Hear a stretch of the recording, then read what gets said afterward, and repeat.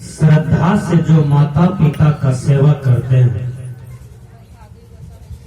समझो वह श्राद्ध करते हैं।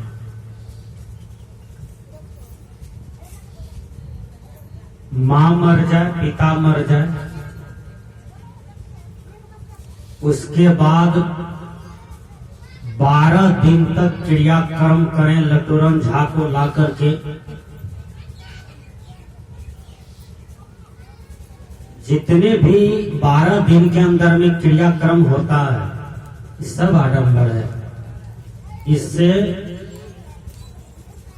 शरीर से निकला हुआ जो आत्मा है उसको कोई लेना देना नहीं है। आपके चावल के पिट्ठा से, खटिया दान करने से, तकिया दान करने से, मंत्र पढ़ने से, ये जो है आडंबर है। और इस आडंबर जैसे रोग को ये समाज झेल रहा है। कल हमारे फेसबुक में आया था, झारखंड में रविदास समाज है और रविदास समाज ने मृत्यु भोज को बहिष्कार किया। मैं तो कबीर विचार मंच पर से हर जगह कहना चाहता हूं कि जहां जहां भी मृत्यु भोज हो उसको बहिष्कृत किया जाए, क्योंकि मृत्यु भोज में लोग जो मर गए वो तो चले गए, वो तो तर गए। जो भोज करते हैं वो जिंदे मरते हैं। वो कैसे जिंदे मरते हैं? अधिकतर आदमी जो होता है वह रोग को भोग करके मरता है। अधिकतर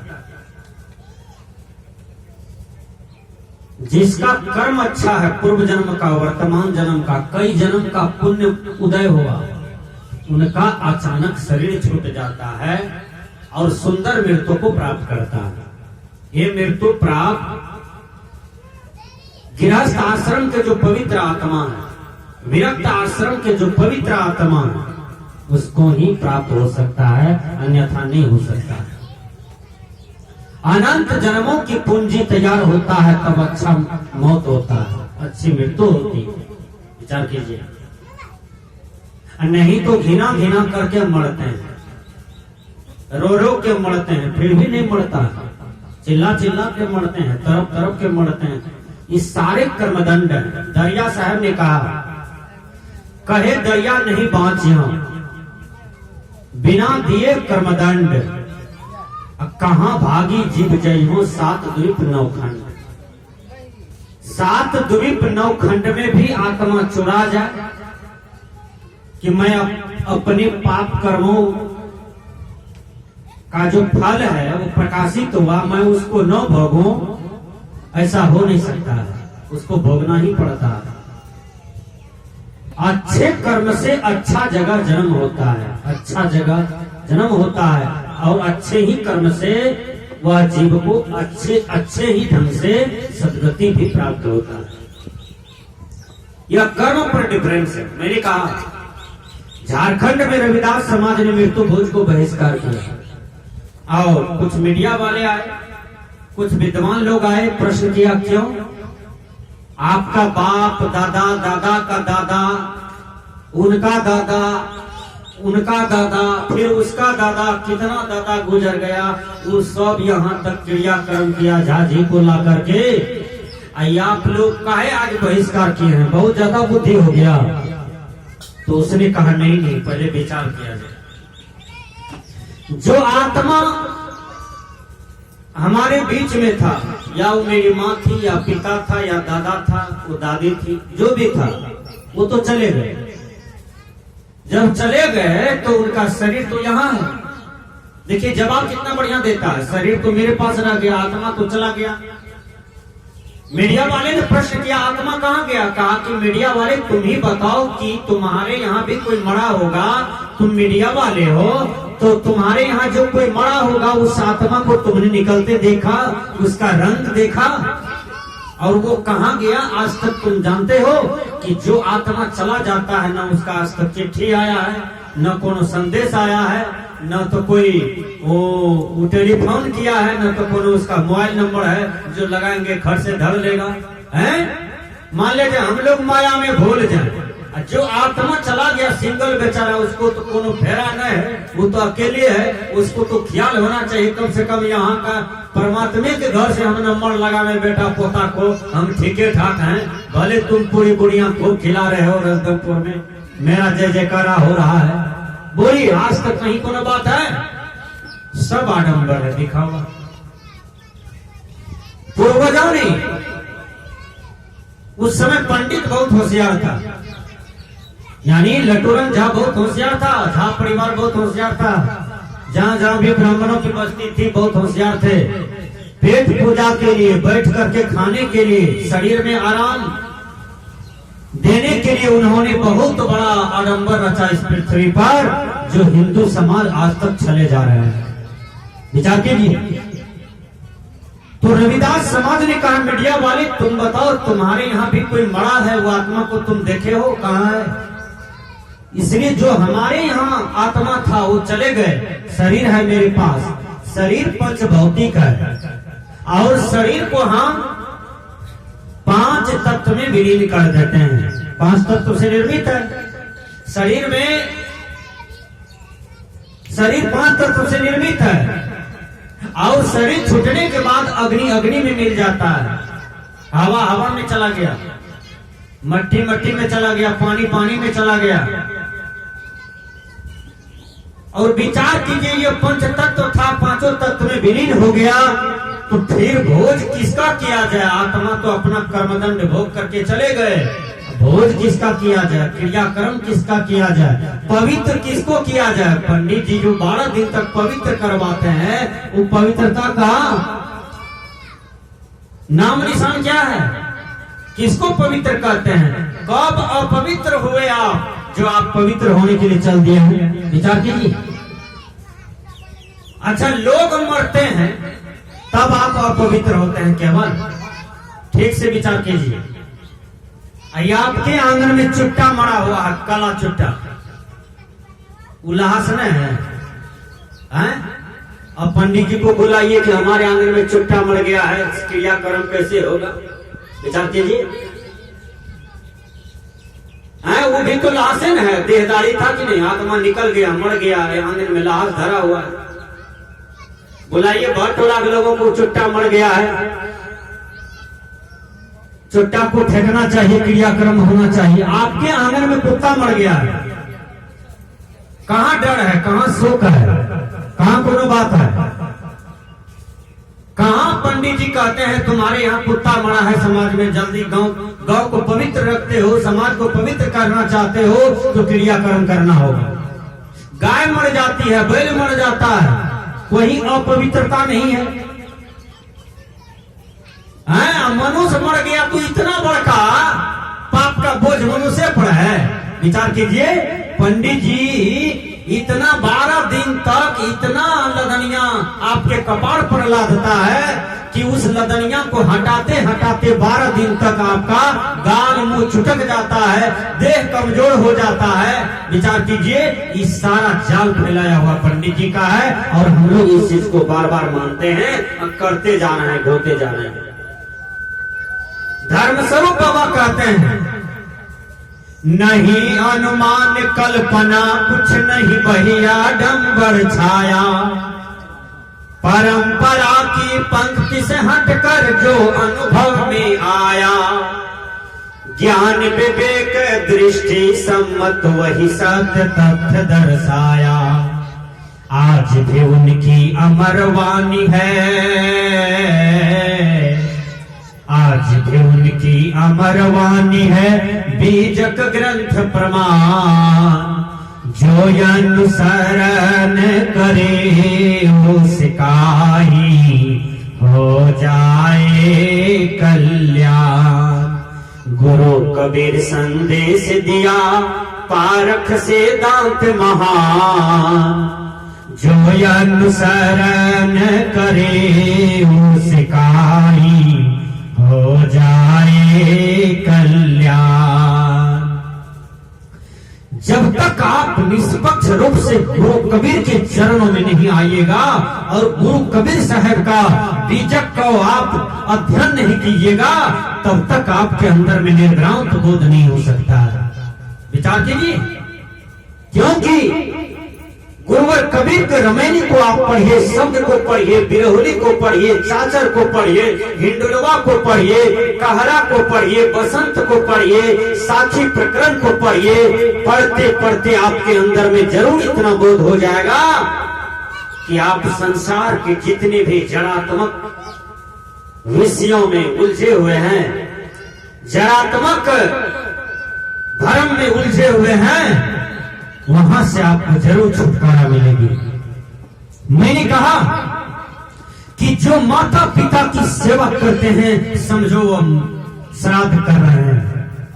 मरने के बाद कहीं कोई श्राद्ध नहीं होता है, कहीं कोई बरखी नहीं होता है, कोई तिल्हान, कोई नौकेश जो हो रहा है, ये सारे धर्म हैं, ये सारे आडंबर हैं। जो माता पिता की सेवा करना चाहते हैं, जो माता पिता की श्राद्ध करना चाहते हैं, वो जिंदा जी माता पिता को जम करके दूध पिलाओ, जम करके पानी पिलाओ, जम करके मेडिसिन दो, जम करके उनका चरणों में तेल लगाओ, जम करके कपड़ा खींचो, जम करके उनसे रात दिन उसको आरती दिखाओ और जम करके प्रणाम करो, ताकि वो माता पिता के मुख से जो आशीर्वाद निकलेगा और समझ जाना कि मैंने माता पिता का बढ़िया श्राद्ध कर दिया। विचार कीजिए, और इससे उत्तम श्राद्ध क्या होगा? जब माता पिता जिंदा था तो नारियल के तेल जो था डिब्बा तो चुरा करके रखती थी बक्सा में कि कहीं बुढ़िया न लगा ले। देख लीजिए, माता पिता जिंदा था, बूढ़ा को दूध पीने का मन था, लेकिन पुतहू ने दूध को इतना सुंदर गर्म किया कि उसमें छाली पड़ गया, दूध लाल हो गया। बूढ़ा सरकार को नहीं दिया, ससुर जी को नहीं दी, अपना पति पत्नी दोनों खीर बना करके खा लिया। बोलिए ये क्या है? आपने माता पिता को दुख दिया, जिंदगी भर टेंशन दिया, कभी नहीं माता पिता को बढ़िया दृष्टि से देखा।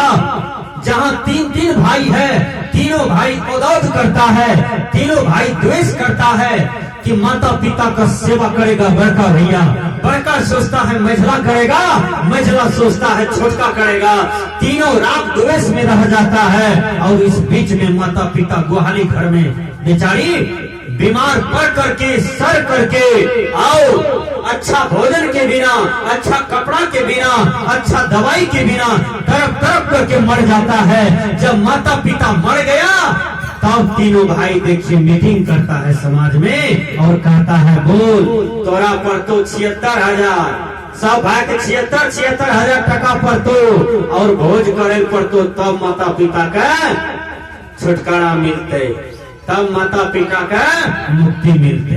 देखिए ये कितना गड़बड़ी है हमारे बीच में कि हम तीन भाई हैं, तीनों भाई राग द्वेष में जीवन जिए, लेकिन माता पिता का सेवा नहीं किए। माता पिता सेवा के बिना तड़प तड़प करके मर गया और उसके बाद हम कच्चा पक्का रसगुल्ला बनाते हैं, बुनिया बनाते हैं, पलव बनाते हैं, घी वाला भात खिलाते हैं लोगों को। माता पिता को अरवा चावल का भात भी मुमकिन था।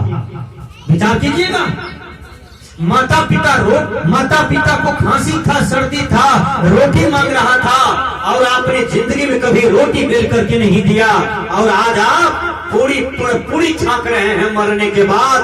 बोलो ये श्राद्ध है? बोलो इससे माता पिता को सदगति मिल सकता है? बोलिए इससे माता पिता का नाम आप जिंदाबाद कर रहे हैं? यदि ऐसा पुत्र मरने के बाद जो जिंदाबाद भोज करता है तो बोलिए उसका कर्म मुर्दाबाद था, वो जिंदाबाद कैसे हो सकता है? सज्जनों, श्राद्ध उसको कहते हैं, संस्कृत के विद्वान ने कहा श्रद्धायाम इदम श्राद्धम, जो कर्म श्रद्धा पूर्वक किया जाता है उसी को श्राद्ध कहा जाता है। ठीक से समझिए, श्रद्धा, कर्म में श्रद्धा होना चाहिए, आस्था होनी चाहिए, कर्म पवित्र होना चाहिए। पहले हम विचार करें कि माता पिता क्या चीज होता है, उसमें कितना पावर होता है, उसमें कितनी शक्ति होती है, इसको पहले आप समझिए। अरे आप कहते हो कि मैं राम को मानता हूँ, आप कहते हो कि मैं रामायण को मानता हूँ, आप कहते हैं कि मैं गीता को मानता हूँ, मैं कृष्ण को मानता हूँ, क्योंकि मैं हिंदू हूँ इसलिए मैं रामायण को मानता हूँ। अरे रामायण को मानने वालों, मैं पूछना चाहता हूँ कि भगवान राम क्या कहते हैं रामायण में? प्रातः काल उठ के रघुनाथा, माता पिता गुरु नावहि माथा। भगवान राम जब जगते हैं तो माता पिता गुरु को प्रणाम करते हैं। सुबह सुबह जब आपका नींद खुलता है सुबह में, तो आप क्या करते हैं? बोलिए। आप माता पिता का प्रणाम करते हैं, साहेबंदगी करते हैं, जय गुरु करते हैं? नहीं करते हैं। क्यों नहीं करते हैं? आपका शिष्टाचार कहां चला गया? आपकी विनम्रता कहां चली गई? आपका लघुता कहां चला गया? आपका प्रभुता कहां चला गया? आपके अंदर में उदारता होनी चाहिए, वो कहां खो गया? विचार कीजिए। भगवान राम जब सो करके उठते हैं तो माता पिता गुरु को प्रणाम करते हैं, जब शाम होता है तो माता पिता गुरु को प्रणाम करते हैं। इस बीच में माता के आज्ञा का पालन करते हैं, पिता के आज्ञा का पालन करते हैं कि हमको कौन सा सेवा चाहिए पिताजी, उसको मैं करूंगा। चारों भाई मिल करके जम करके सेवा करते हैं प्रजा का, अपने राज का, अपने घर की काम काज को देखते हैं। भगवान राम, भरत, लक्ष्मण और शत्रुघ्न ये सब भी काम करते थे और ये सब भी क्रिया करते थे, ये सब भी राजकाज को चलाते थे। लेकिन भगवान राम को यदि आज हम गॉड मानते हैं, भगवान मानते हैं, बोलिए हमारे हिंदू समाज के लोगों, मैं आपसे पूछना चाहता हूं, भगवान राम के पिता दशरथ का जब प्राण निकल जाता है, भरत क्रिया कर्म करते हुए भरत पिताजी को सारे चीज करते हुए और जाते हैं भगवान राम के पास, और राम के पास जब जाते हैं तो राम को गला पकड़ करके रोते हैं। भरत के अंदर में कितनी बड़ी श्रद्धा था, और वो श्रद्धा व्यक्त करते हैं कि राम को गले पकड़ करके रोते हैं और कहते हैं भैया मुझे राजपाट नहीं चाहिए, मुझे संपत्ति नहीं चाहिए, मुझे टका पैसा नहीं चाहिए, मुझे आपका प्यार चाहिए, मुझे आपका प्रेम चाहिए। बोलिए, एक सुई को बांटने में यदि हेरा फेरी होता है तो आप भाई को अपने बेटा की विवाह में नहीं पूछते हैं, सबको पूछते हैं लेकिन भाई को आप नहीं पूछते हैं। बोलिए, अपनी गोत्री को नहीं पूछते हैं आप। अपने बहुत आदमी तो माता पिता जो अलग कमा करके खाते पीते हैं उनको यज्ञ में नहीं बुलाते हैं, उनको यज्ञ में नहीं पूछते हैं। वो कैसा कुपुत्र है, वो कैसा घिनौना भाई है, 5 लाख टका यज्ञ में बर्बाद, 5 लाख टका यज्ञ में दान कर रहे हैं, खर्च कर रहे हैं, लेकिन जो सहोदरा भाई है उनको नहीं पूछते हैं, उनको सम्मान नहीं देते हैं, उनको टोकते नहीं है। ये हमारा कैसा जीवन है? विचार कीजिए। भरत जब जाते हैं राम के पास और गला पकड़ के पहले रोते हैं, जब रोना धोना बंद होता है तो कहते हैं भैया मुझे संपत्ति नहीं चाहिए, चलिए भैया मैं राज का राजा बनने लायक नहीं हूँ, उस राज का यदि कोई राजा बनने लायक है वो है श्री राम, वो है श्री राम, श्री राम के सिवा कोई नहीं। देखिए श्री राम समझाते हैं भरत, बाबूजी के मुख से निकला है कि तुमको 14 वर्ष का वनवास पालन करना है और मैं बाबूजी के आज्ञा का उल्लंघन नहीं कर सकता, उनकी आज्ञा हुआ है तो हम 14 वर्ष तक वनवास में रहेंगे और पालन करेंगे।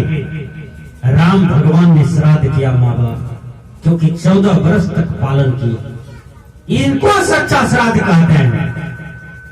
विचार कीजिए। और भारत कितनों पिघलाते रह गए, रोते रह गए। लेकिन भगवान राम ने कहा यदि तुम हमको सच्चा रूप में भाई मानते हो तो तुम मेरी भी आज्ञा को मानो। कहा क्या आज्ञा है भैया? कहा आज्ञा ये है कि 14 वर्ष तो हमको वनवास में रहने दो, आओ तुम जाओ अयोध्या में, तुम जाकर के सारी प्रजा को सुखी रखना, कोई प्रजा दुखी नहीं रहे, ये मेरा आदेश है। कहा भैया जैसे मछली जल के बिना तड़प तड़प करके मरती है वो वही दशा मेरा हो जाएगा भैया। ऐसा कीजिए मैं तो गद्दी पर नहीं बैठ सकता हूँ, आप हमको अपना चप्पल दे दीजिए, अपना खड़ाम दे दीजिए, अपना जूता दे दीजिए। भगवान राम का खड़ाम ले लिए भरत और माथा पर लेकर के रोते रोते चल दिए और जिस गद्दी पर राम भगवान का जगह था उसी गद्दी पर खड़ाम को रख दिए। 14 वर्ष तक उस खड़ाम का भरत पूजा किया, लेकिन खड़ाम पर वो गद्दी पर बैठे नहीं और 14 वर्ष तक प्रजा का अयोध्या का सेवा किया। विचार कीजिए, इसको भाई कहते हैं। भाई का मतलब क्या? बड़े भाई का आज्ञा का पालन, मझले भाई का आज्ञा का पालन, सजले भाई का आज्ञा का पालन, छोटका भाई को प्यार देना, तब न भाई हैं? साल भर बैरी बैरी चलते हैं, मुंह फुलाए फुलाए चलते हैं, जब कोई डेट कर जाता है तब कहते हैं अब एक हो जाओ। हैं? देखिए साल भर गाल मुंह फुलाए हैं, अब कोई डेट दिया परिवार में तो कपार मुड़ाओ, पंडित जी को लाओ, सब मिलकर के योग विध करो। अब फिर जैसे खत्म हुआ तो फिर वही गाल मुंह खुला हुआ है, नहीं टोकेगा, लड़ाई करेगा, झगड़ा करेगा, बदमाशी करेगा। ये कौन सा काम का? बोलिए। हमारे कहने का भाव है, रामायण कहते हैं प्रातः काल उठ के रघुनाथा, मात पिता गुरु ना वही माथा।